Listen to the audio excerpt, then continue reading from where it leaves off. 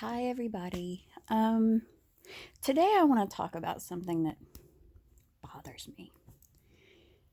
And I know that I'm not alone in this feeling because I have spoken with other people in various groups on Facebook. Whether I don't know if this is anxiety or BPD or depression or what, but I just feel like I should talk about this. And it's my invisibility. Um, if somebody's watching this, I know you're thinking, oh, you're not invisible. I see you right there. Yeah, I know I'm not invisible. But when you put me in a place, I'm one of those people that people just, it seems to me that they don't remember me. I mean, it's very rare that somebody calls me by name when they see me. Um, except maybe like at the doctor's office, or the pharmacy, like they know me. But you know how, like, if you go into a store and you check out, like, say, Walmart, you go into Walmart and you check out, and say somebody stopped you at the door and said, what can you tell me about your cashier? Now, most of us, probably the most they'll get out of us is male, female, ethnicity, maybe, young, old, but that's about it. Most of us won't remember her name. I mean, if they stood like five people in front of us, we'd say, okay, that's the one that checked me out. We'd know them by sight, but not be able to pull up, oh, that was Janice checked me out, unless something piqued our interest to make that meeting memorable, because so many of us spend so much time in this little bubble. I mean, you think about it, when you're walking around, there's if you go out to, like, say you go out to a um, a shopping center or a mall or even like a football game, you see tons of people in the parking lot. Like, there's tons of them. How many do you really see? Well, see, I always feel like I'm one of those people that nobody sees. And I'm not just that person in a big crowd of 100 that nobody sees. I'm that person in a group of five that nobody sees, or a group of three that nobody sees. And I know that I'm not alone in that, because there's a lot of people, and I've noticed this about, I guess it's because we're awkward. Um, but it bothers me, like if I'm at some place, these people will be talking to me, and then they'll decide to go do something and not ask me, hey, we're going to go off in this room and smoke, or we're going to go outside and smoke. Do you want to come? Or come on. Nobody really includes me. It's like, if I go out there, they won't say, hey, we didn't invite you. There's nothing like that. There's no rudeness about it. But it it's like, I don't exist in the dynamic. And it's something that bothers me. And a lot of the people that I talk to that have the same issue, we all feel that we are really good people to know. Like, we're loyal, we're caring, we'll bend over backwards for you. Um, we are that person in your contacts who, no matter what it is, no matter what we've got going on, if you need something, we're showing up. And then when we're in a situation where there's more than us, when it's more than just one on one, we're just shoved off to the side, and it's like, okay, I had this friend that I met when I was 13. Or no, I guess we were about 12. And we were like the best of friends. I mean, we were together like every freaking weekend. And she always had other friends over there, and that was cool. You know, I guess didn't notice at first. But once we started getting mobile, um, I would call her and say, "Hey, what do you got going on? I'm going to go do this and this and this. Do you want to come?" And she'd say, "No, I'm going to hang out with such and such." And I would know that such and such was somebody that she had known a couple of days. And then, it'd be like, okay, no big deal. People have plans, you know. And then on another day, like, "Hey, I'm going to come swing by, hang out with you." "Okay, that's cool." Get there. She's off with such and such. And it's like, "Hey, you knew I was coming, and this is a friend that I had, oh, I guess about 20 years before I gave up on her. I gave up because I was tired of putting forth the effort of saying, "I'm always here. When you need something, I'm there, always. And where are you when I need you?" I think that what really killed me was that she had said that she would come visit me next time she was in my neighborhood. And I saw her visiting her friends that lived like right behind my house. And she didn't come by. And I was like, "Okay, you can't spend 5 minutes out of a whole month. You can't devote 5 minutes to me. You can't give me a call and say, 'Hey, I was in your neighborhood and I was going to stop by, but then my mom called,' and, come up with some kind of excuse. Don't make me just feel like shit." Because that does make somebody feel like shit, especially when that person has issues about, "Hey, people, I have no friends. I'm invisible." When your friend's struggling with that kind of thing, when they feel like they have no friends and they're invisible, you make sure you call them when you're in the neighborhood if you're not going to swing by. But so that was kind of like the last straw. I was like, she's always picking these new friends over me. And, to me, if I call you my friend, you're my friend. I will do anything for you. Um, my my buddy that I've known for just a couple of years, his son came down, and he and I got to talking about music. And part of my BPD is I get along really well with like teenagers, because mentally I'm still not this like really grown person. I mean, I can still see that teenagers are quite stupid, but I get along with them probably better than adults because I'm childish at times. But he and I were talking about music, and of course 80s music, and I was like, "Dude, I lived in that. I was there."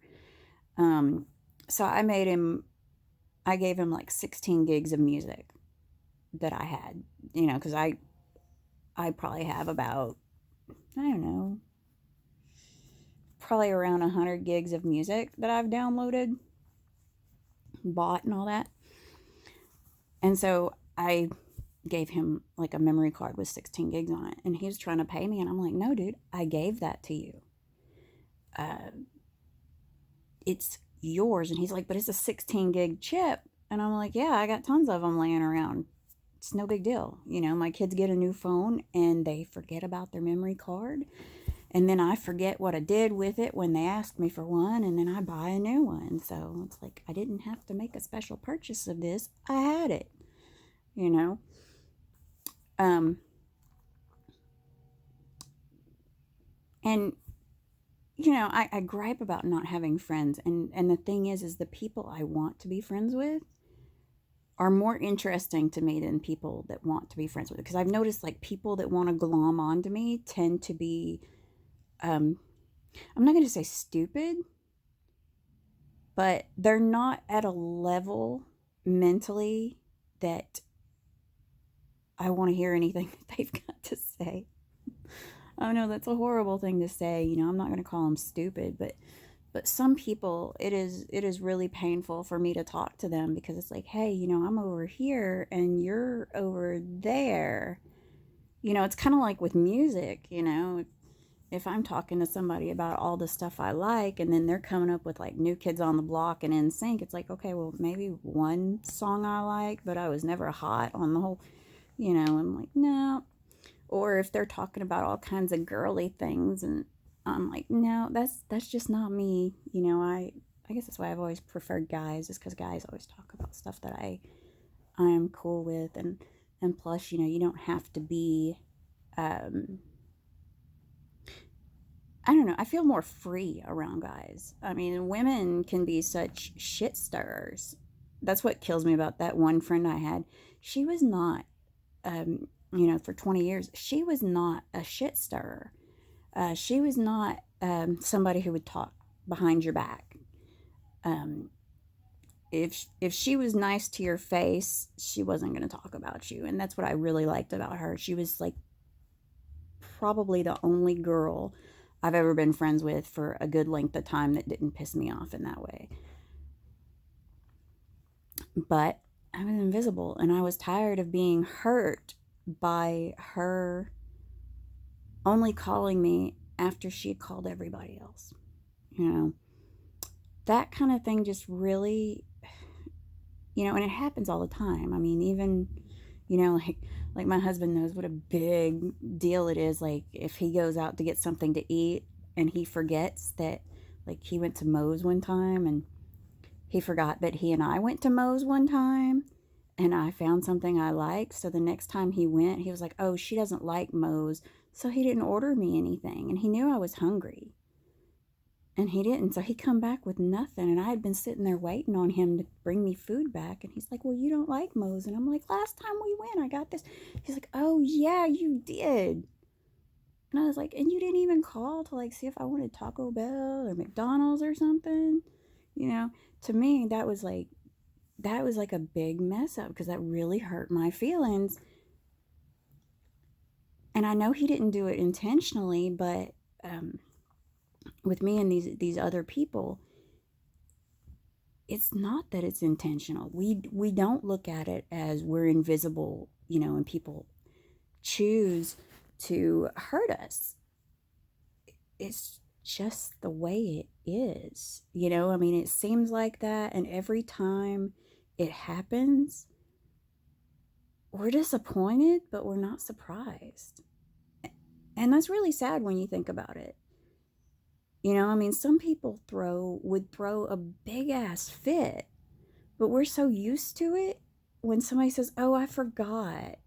I forgot about you waiting on me. I forgot that I made plans with you. I forgot to bring you something while I was getting myself something." And when I realize that I'm the type of person who, if I'm out shopping and I see something that I think somebody I like would like, I get it. I'm like, oh, they'd like this, you know, and so I get it. That's who I am. I mean, my kids would tell you that I'm always going out for me, and I get for them. I'll bring them stuff. And if I see something my aunt would like, I get that if it's not too expensive. Um, so, it's not like we look at the people who forget us and say, oh, how dare you, and throw a fit like some people would. I mean, some people would like throw a monster fit. But us, we're so freaking used to it that it's just like, yeah, you start feeling like Eeyore. It figures, Um, at least that's how, I mean, it's like just a normal thing, to where we don't even really comment on it. We'll just say, oh, it's okay, don't worry about it. But inside, I'm going,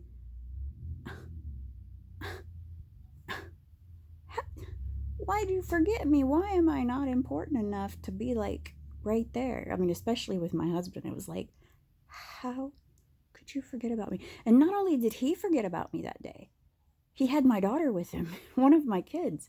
And it's like, okay, and my daughter, who's always trying to spend our money on somebody who's not with us, whether it's her older sister, her younger brother, if she's with me, it's her, ooh, dad would like this. Let's get this for dad. She's always shopping for, and she didn't even think, hey, we need to get something for mom to eat. It's just like, it sucks. and and I don't often let them know just how, like, for the most part, I don't even cry about it anymore. But then I don't cry about much because most of the time I'm numb as hell. But it's just, I'm so used to it. But that doesn't mean that I feel okay about it. It means I'm just used to it. So, um, don't forget people. If you know somebody like me, put it on your calendar, somewhere, some date on your calendar. Spend 15 minutes with that person once out of the whole month. 15 minutes, trust me, it will make their fucking day. If you remember them 15 minutes out of a whole month, even if it's you calling. And see, the thing is like I don't call people unless I need something, not like, like it might be, well, hey, I've got some stuff for you, are you home? That's when I'll call. Or is it a good time, or when can I come by? When people call me, it's typically, man, I ain't got time for this, I'm in the middle of a game, or a video, or I'm reading, leave me the fuck alone. So I always worry about calling somebody just to chat, because I'm like, well, what if it's just really bad timing? Because we all know those people that got really bad timing. Well, I don't want to be that person. So that means that I never call. But, somebody shooting a text message saying, hey, you home? You going to be there a while? Yeah, sure. Because it doesn't matter if I'm in the middle of a game. If somebody shows up, I'm off the game. I'm hanging out with them because that's important. That's more important than them bugging me on the phone. So that's my bit for tonight. Have a great evening, great day, whatever time it is there. Nobody watches these anyway. I'm invisible.